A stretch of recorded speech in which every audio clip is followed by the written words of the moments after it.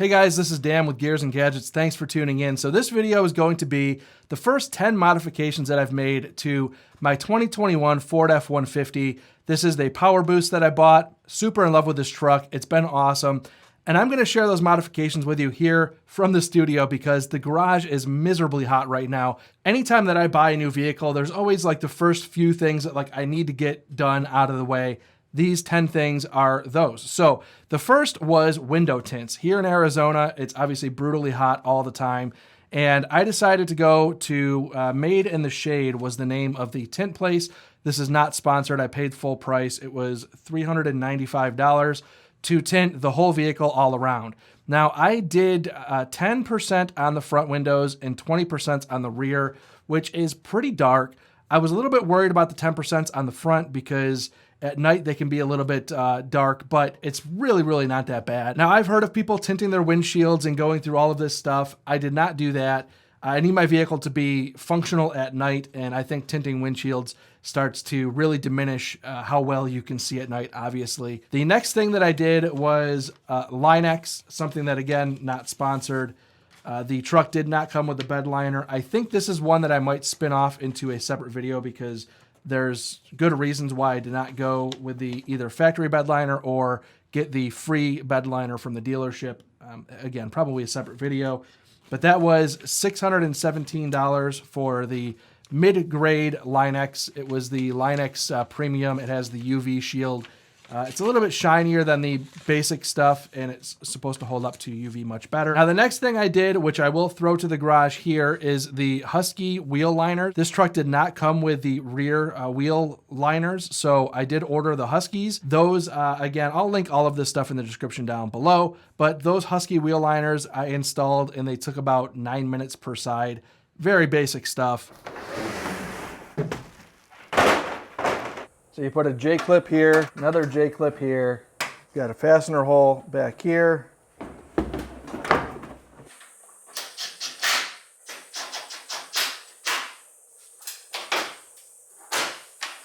Here you can see the wheel well liners. They fit in there really nice. They look great. And there helps kind of keep everything clean. It's much easier to clean that off than it is to clean off the painted surface, and keeps everything just looking a little bit neater. Now the next thing I'm going to talk about is the swing cases. These swing cases, I have a coworker who uses them and he swears by them, has loved them. And I did get 2 of them. At first I ordered 1, but I was a little bit concerned about the Pro Power on board, the plugs in the rear of the truck being blocked by that swing case. Not a problem, but let me go ahead. I'll throw that to the install in the garage here. All of the hardware should be in here. There's a nice tray. All of your hardware, a little locking mechanism, and this is the swing case. We'll set this off to the side for right now.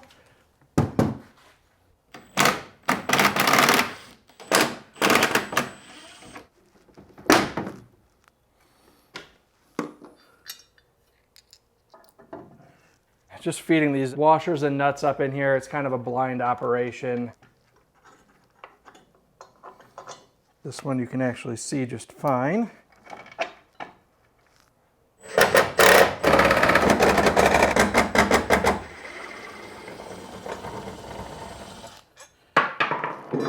This bracket here just goes in those same holes.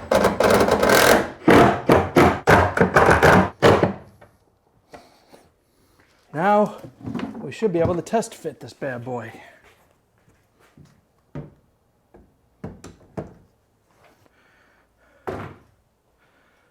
So we'll get this lined up. Tighten down this bracket here. So as it does, my main camera overheated, which you can see I got the case here. Just tighten up over there first, and then tighten up the rear after.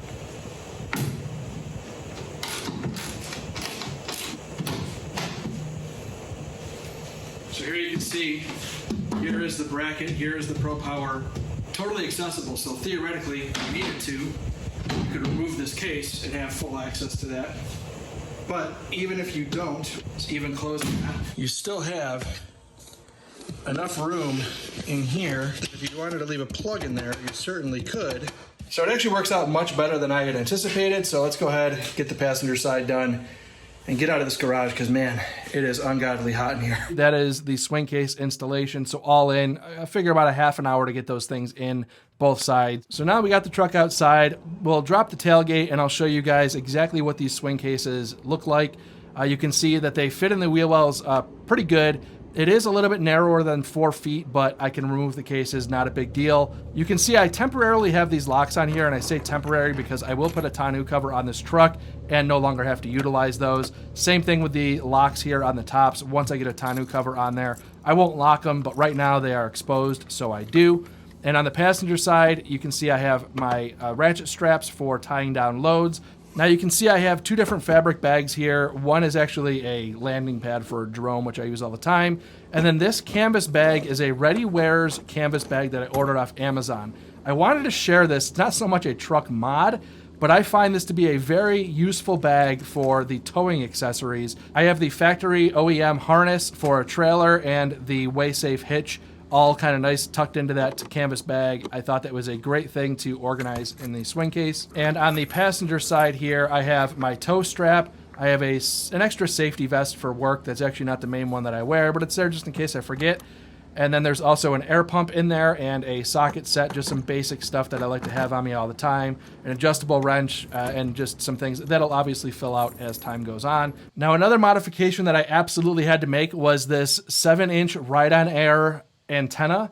The OEM antenna on these trucks is just so floppy in the wind, and at first I kind of thought I wasn't going to care so much, but you can see that out of the corner of your eye, and it's just really annoying. So this does not move. You don't even notice it. And as far as reception goes, it's been fine. I don't really listen to a lot of terrestrial radio anyways. I'm mostly listening to Apple CarPlay or Sirius XM or things like that. So, but aside from that, I did test the antenna quality and it seems to pick up reception just fine. Now onto the back seat. This was a modification I was pretty happy to learn about, which is a Builtright Back seat latch. That is not a latch that is OEM. Basically, unlatching this passenger seat is a very difficult task to do without that latch. And the reason why I think it's great to have is because the other accessory that I've added, which you can see tucked back here, is the Weathertech window shades for the entire vehicle. Now, when I go out on trips for YouTube stuff, it might be on a whim where I might actually be sleeping in the truck at a truck stop. I've done it several times, and having these Weathertech shades helps just block out anybody from kind of peeking into the truck as you're trying to sleep. Now with this latch, I can actually access that from the driver's side, which is great because I have a car seat on the passenger side. So now if I'm going on a road trip or something by myself for a trip, I'll take that car seat out. But on the daily, that car seat's there, so it just gives me access to those window shades if I need them. And now we will move on to one of the coolest modifications. Again, I almost did a separate install video on this, but it's so basic and so simple, it wasn't really worth it to me. But this is the console vault. This console vault is great if you have firearms or money or anything like that that you need to store temporarily. This is not a permanent gun safe. When I see, I've kind of read reviews of people who are like, oh, somebody broke in my truck overnight and stole my firearm. I don't think firearms should be stored in vehicles permanently. I think it's something that if you go to a bank, a school, something like that, you put it in there temporarily. It just keeps anybody who's smash and grab mindset out of stealing a firearm or anything else you might have in there. I also bought these sectioned off dividers for the inside of the console. Without them, it's just one giant cavernous area that I find almost to be useless. So those little plastic dividers are awesome. They require a little bit of trimming. If you can utilize a razor blade, you're fine, but you do have to kind of trim it down a little bit to fit in there with the console vault. But all in, it makes that whole area much more useful.